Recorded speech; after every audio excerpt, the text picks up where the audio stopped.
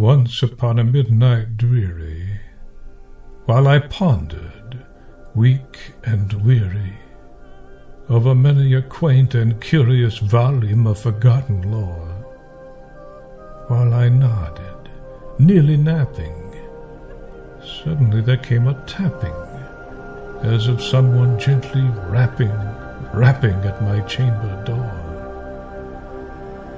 "'Tis some visitor," I muttered, "tapping at my chamber door.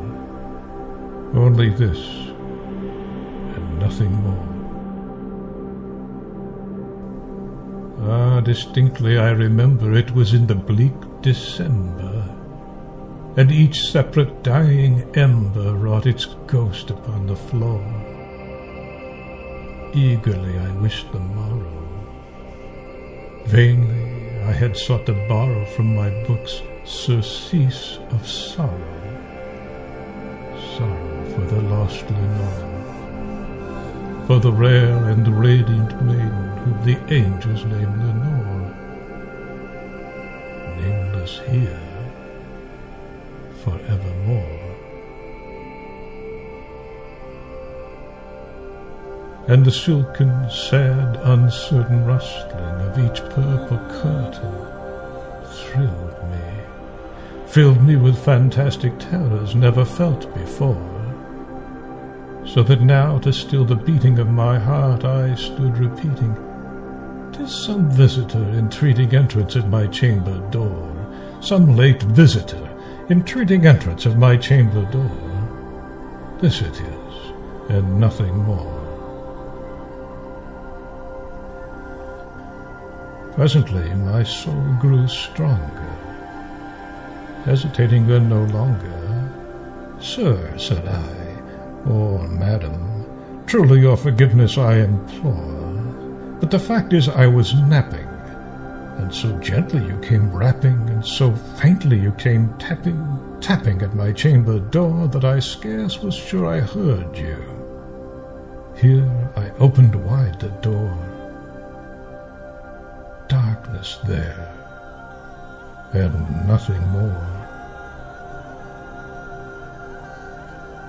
Deep into that darkness peering, long I stood there, wondering, fearing, doubting, dreaming dreams no mortals ever dared to dream before. But the silence was unbroken, and the stillness gave no token, and the only word there spoken was the whispered word, Lenore. This I whispered, and an echo murmured back the word, Lenore. Merely this, and nothing more.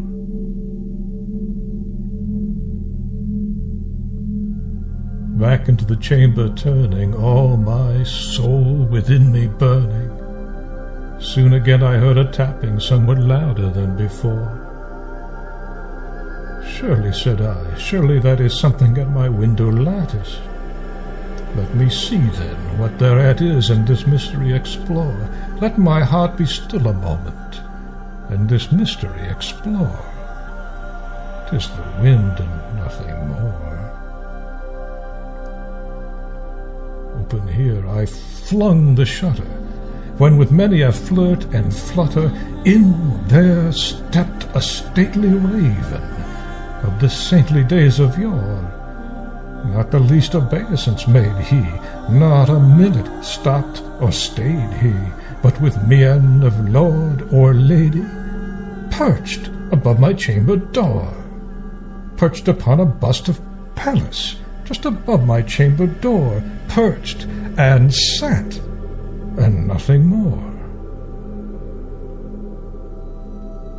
Then this ebony bird, beguiling my sad fancy into smiling by the grave and stern decorum of the countenance it wore. "Though thy crest be shorn and shaven, thou," I said, "art sure no craven, ghastly grim and ancient raven, wandering from the nightly shore. tell me what thy lordly name is on the night's Plutonian shore. Quoth the raven, Nevermore. Much I marvelled this ungainly fowl to hear discourse so plainly, though its answer little meaning, little relevancy bore. For we cannot help agreeing that no living human being ever yet was blessed with seeing bird above his chamber door, bird or beast, upon the sculptured bust above his chamber door with such name as Nevermore. But the raven, sitting lonely on the placid bust, spoke only that one word, as if his soul in that one word he did outpour. Nothing further than he uttered, not a feather than he fluttered, till I scarcely more than muttered, Other friends have flown before, on the morrow he will leave me, as my hopes have flown before. And the bird said, Nevermore.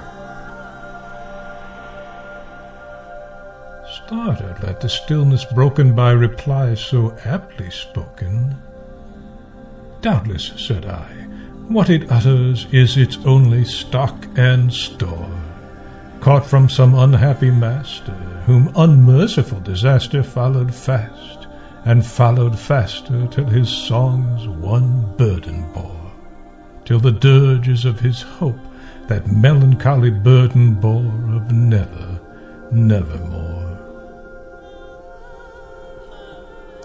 But the raven, still beguiling all my fancy into smiling, straight I wheeled a cushioned seat in front of bird and bust and door. Then upon the velvet sinking, I betook myself to linking fancy unto fancy, thinking what this ominous bird of yore, what this grim, ungainly, ghastly, gaunt and ominous bird of yore meant in croaking nevermore. This I sat engaged in guessing, but no syllable expressing to the fowl whose fiery eyes now burned into my bosom's core.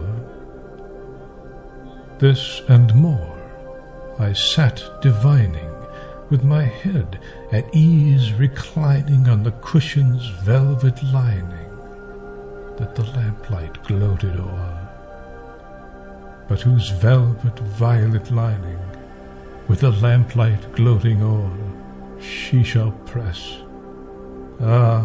nevermore. Then methought the air grew denser, perfumed from an unseen censer swung by seraphim, whose footfalls tinkled on the tufted floor. Wretch, I cried, thy God hath lent thee, by these angels he hath sent thee respite, respite and nepenthe, from thy memories of Lenore. Quaff, oh, quaff this kind nepenthe, and forget this lost Lenore. Quoth the raven, Nevermore. Prophet, said I, thing of evil, prophet still, if bird or devil, whether tempter sent, or whether tempest tossed thee here ashore, desolate, yet all undaunted, on this desert land enchanted, on this home by horror haunted. Tell me truly, I implore, is there balm in Gilead? Tell me, I implore. Quoth the raven, Nevermore. Prophet, said I, thing of evil, prophet still, if bird or devil, by that heaven that bends above us, by that God we both adore, tell this soul with sorrow laden, if within the distant Eden it shall clasp a sainted maiden, whom the angels name Lenore. Clasp a rare and radiant maiden, whom the angels name Lenore. Quoth the raven, nevermore. Be that word our sign in parting, bird or fiend, I shrieked upstarting. Get thee back into the tempest and the night's Plutonian shore. Leave no black plume as a token of that lie thy soul hath spoken. Leave my loneliness unbroken. Quit the bust above my door. Take thy beak from out my heart, and take thy form from off my door. Quoth the raven, nevermore. And the raven, never flitting, still is sitting on the pallid bust of Pallas, just above my chamber door.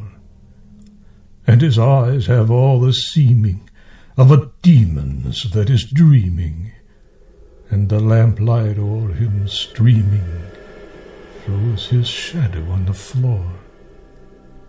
And my soul from out that shadow that lies floating on the floor shall be lifted nevermore.